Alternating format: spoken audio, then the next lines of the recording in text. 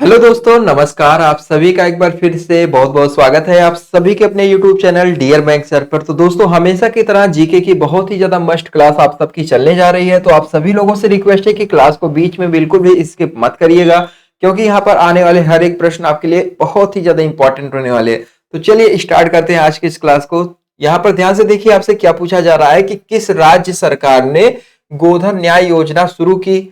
झारखंड, उत्तर प्रदेश, मध्य प्रदेश या केरल? तो दोस्तों, यहाँ पर जो आपका राइट आंसर हो जाएगा ऑप्शन नंबर पहला वाला यहाँ पर बिल्कुल करेक्ट हो जाएगा। जितने भी लोग यहाँ पर सोच रहे हैं ऑप्शन नंबर पहला, वो लोग यहाँ पर बिल्कुल करेक्ट हो जाएंगे। ऑप्शन नंबर आपका पहला वाला जो है झारखंड यहाँ पर बिल्कुल राइट हो जाएगा। इसी के साथ हम लोग बढ़ते हैं अपने अगले प्रश्न की तरफ। अगला प्रश्न आपके सामने है, ध्यान से देखिए क्या पूछा जा रहा है। भारत के किस राज्य में 2025 तक दुनिया का सबसे बड़ा रामायण मंदिर बनाया जाएगा? ठीक है, बताने का प्रयास कीजिए। बहुत ही अच्छा प्रश्न आपके सामने है कि दुनिया में जो है 2025 तक, ठीक है, सॉरी, भारत के किस राज्य में 2025 तक दुनिया का सबसे बड़ा रामायण मंदिर बनाया जाएगा? तो दोस्तों, यहां पर राइट ऑप्शन जितने भी लोगों ने यहां पर ऑप्शन नंबर बी को बताया है, बिहार, वो लोग यहां पर बिल्कुल करेक्ट हो जाएंगे। बिहार आपका यहां पर बिल्कुल राइट है। दोस्तों, मैं आपको बताना चाहूंगा कि इस मंदिर, जो बिहार में ये मंदिर बनाया जाएगा, इसकी चौड़ाई जो है, इसकी चौड़ाई 540 फीट चौड़ाई रहेगी। ठीक है, और यदि लंबाई की बात करें दोस्तों, तो लंबाई इसकी लगभग आपकी 280 फीट। जी हाँ, कितना? 280 फीट जो है इसकी लंबाई रहेगी। और अगर तुलना करें जो अयोध्या में राम मंदिर बन रहा है, तो उसके मुकाबले ये मंदिर काफी बड़ा है। ठीक है, क्योंकि अयोध्या की जो मंदिर है उसकी लंबाई 360 फीट लंबाई है और चौड़ाई जो है मात्र 235 फीट है। तो यदि तुलना करी जाए दोस्तों, तो ये मंदिर अधिक बड़ा है अयोध्या की मंदिर से। ठीक है, तो इस हिसाब से ये पूरे विश्व में सबसे बड़ा मंदिर माना जाएगा। तो ऑप्शन नंबर आपका दूसरा वाला यहां पर बिल्कुल करेक्ट हो जाएगा। चलिए अगले प्रश्न की तरफ बढ़ते हैं। अगला प्रश्न आपके सामने है, ध्यान से देखिए। इकोनॉमिस्ट इंटेलिजेंस यूनिट के ग्लोबल लेबिलिटी इंडेक्स 2023 में कौन सा शहर शीर्ष पर है? बताने का प्रयास कीजिए, आपका राइट आंसर यहां पर क्या हो जाएगा। तो दोस्तों, यहां पर जितने भी लोगों ने बताया है, देखिए यहां पर काफी सारे लोग के ऑप्शंस आ रहे हैं। कोपेनहेगन, वियना, मेलबोर्न या सिडनी? तो दोस्तों, यहां पर आपका जो राइट आंसर हो जाएगा, जी हाँ, वियना, यहां पर काफी लोगों के ऑप्शंस है। तो जितने भी लोगों ने यहां पर ऑप्शन नंबर दूसरे को बताया है, वो लोग यहां पर बिल्कुल करेक्ट हो जाएंगे। चलिए अगले प्रश्न की तरफ बढ़ते हैं। भारत में सबसे अधिक सूक्ष्म उधार लेने वाला राज्य कौन सा बन गया है?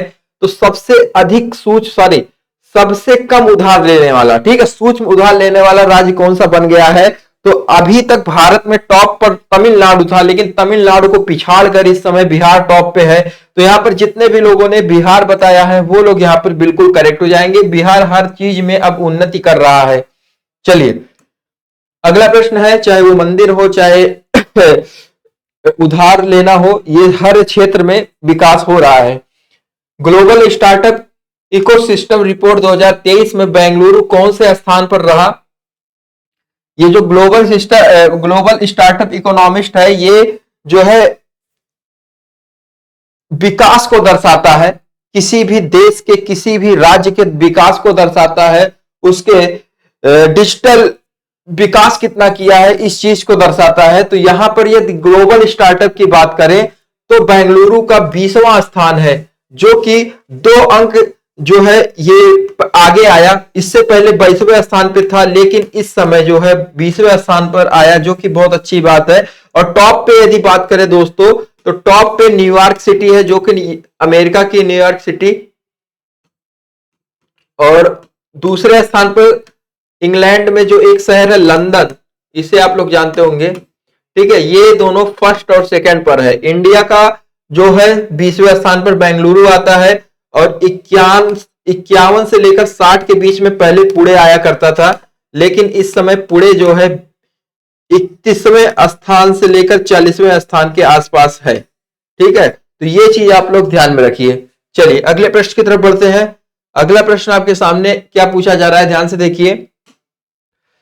भारत ने किसे हराकर पहला AC women T20 emerging Asia cup 2023 जीता? तो यहां पर दोस्तों पाकिस्तान, बांग्लादेश, श्रीलंका, नेपाल, क्या राइट हो जाएगा? तो यहां पर आपका सही हो जाएगा बांग्लादेश। जी हां, बांग्लादेश को भारत ने जो है 31 रनों से हराया। कितने रनों से? 31 रनों से हराया, जिसमें मैं आपको बताना चाहूंगा कि भारत ने पहले बल्लेबाजी करते हुए 7 विकेट के नुकसान पर कितने रन बनाए? 127 रन बनाए, जिसके जवाब में बांग्लादेश जो है 31 रन से हार गई, 31 रन नहीं बना पाई। ठीक है, तो 127 में से अगर 31 को हम लेस करते हैं तो कितना आएगा?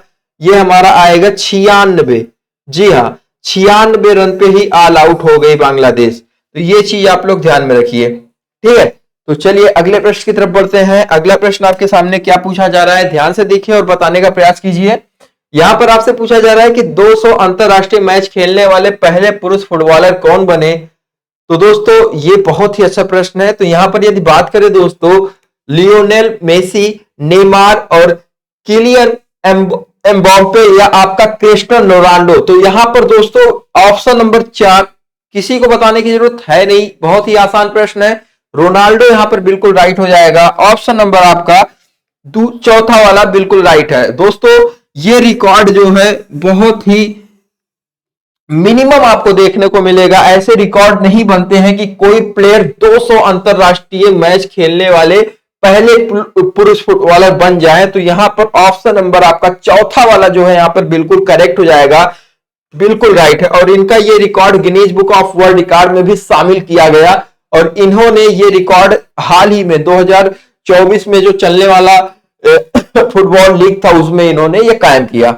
चलिए अगले प्रश्न की तरफ बढ़ते हैं। और दोस्तों मैं आपको बताना चाहूंगा क्रिस्टियानो रोनाल्डो जो कि इंस्टाग्राम पे, जी हां, इंस्टाग्राम पे जो है इनका सबसे बड़ा फॉलोअर लिस्ट है, मतलब इनसे ज्यादा फॉलोअर इंस्टाग्राम पे किसी के नहीं है।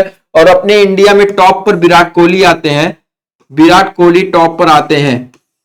ठीक है, और पूरे वर्ल्ड में टॉप पर कौन है? Cristiano Ronaldo. ठीक है, चलिए अगले प्रश्न की तरफ बढ़ते हैं। अगला प्रश्न आपके सामने है, ट्विटर पर 2.5 करोड़ फॉलोअर वाले देश के पहले मुख्यमंत्री कौन बने? जी हाँ, बहुत ही अच्छा प्रश्न है। यहां पर आप लोग बताने का प्रयास कीजिए कि ट्विटर पर 2.5 करोड़ फॉलोअर वाले देश के पहले मुख्यमंत्री कौन बने? तो यहां पर देखिए बिना सोचे, यहां पर ऑप्शन नंबर तीसरे को ध्यान से देखिए, योगी आदित्यनाथ, जिन्होंने 2.5 करोड़ के आंकड़े को पार किया फॉलोअर के मामले में। तो यहां पर ये एक रिकॉर्ड ही है। बड़े बड़े सेलिब्रिटी लोग भी अभी यहां पर ट्विटर पे पहुंच नहीं सके हैं। ठीक है, तो ऑप्शन नंबर यहां पर तीसरा वाला बिल्कुल करेक्ट हो जाएगा। अगले प्रश्न आपके सामने है कि अमेरिकी कांग्रेस के संयुक्त सदस्य को 2 बार संबोधित करने वाले पहले भारतीय प्रधानमंत्री कौन है? तो यहां पर दोस्तों नरेंद्र मोदी, एच.डी. देवेगौड़ा या मनमोहन सिंह या पहला दूसरा। तो दोस्तों यहां पर केवल नरेंद्र मोदी यहां पर आपका बिल्कुल राइट हो जाएगा, जितने भी लोगों ने बताया है। चलिए अगला प्रश्न है, ग्लोबल जेंडर गैप इंडेक्स 2023 में भारत कौन से स्थान पर रहा? तो दोस्तों 135, 127, 148, 139। तो दोस्तों यहां पर आपका जो राइट आंसर हो जाएगा 127, यहां पर बिल्कुल करेक्ट कर लीजिए, आपका बिल्कुल राइट हो जाएगा। ठीक है, चलिए अगला प्रश्न है, विश्व का सबसे बड़ा क्रिकेट स्टेडियम भारत के किस राज्य में बनाया गया है? ठीक है, ये जा रहा है नहीं, ये काम पूरा हो चुका है। ठीक है,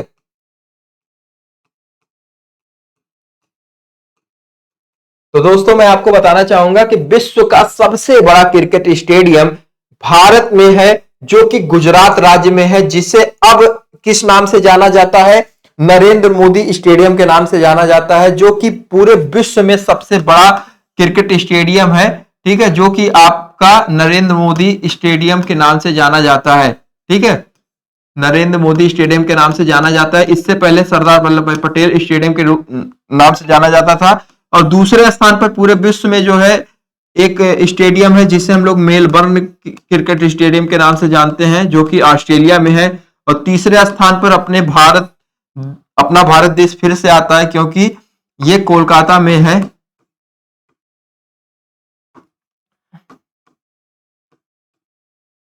उस स्टेडियम का नाम क्या है दोस्तों? ईडन गार्डन, जो कोलकाता में है। तो इसकी क्षमता कितनी है? लगभग 1,40,000 की क्षमता है इस स्टेडियम में बैठने की, और इस स्टेडियम में 1 लाख की क्षमता है। और कोलकाता की बात करें तो 66,000 लोग यहां पर बैठ सकते हैं। ठीक है, तो सबसे ज्यादा क्षमता किसके पास है? नरेंद्र मोदी स्टेडियम के पास, जो कि गुजरात में है। तो ऑप्शन नंबर आपका जो है दूसरा वाला बिल्कुल राइट हो जाएगा। अगला प्रश्न है, छत्तीसगढ़ में वाटरफॉल को भारत के नियाग्रा फॉल्स के रूप में जानते हैं।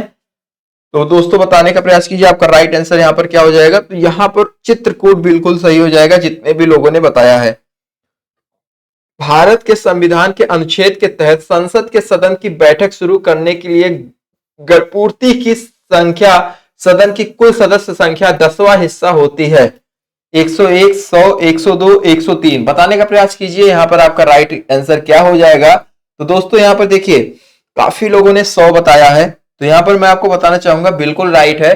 भारत के संविधान के अनुच्छेद 100 के तहत जो है संसद की बैठक शुरू करने के लिए जो है पूर्ति की संख्या, सदन की कुल संख्या जो होती है वो जो होती है संख्या का 10वां हिस्सा होती है। तो 100 यहां पर बिल्कुल राइट हो जाएगा। चलिए अगला प्रश्न आपके सामने है, द एडोसिटी ऑफ होप पुस्तक किसने लिखी?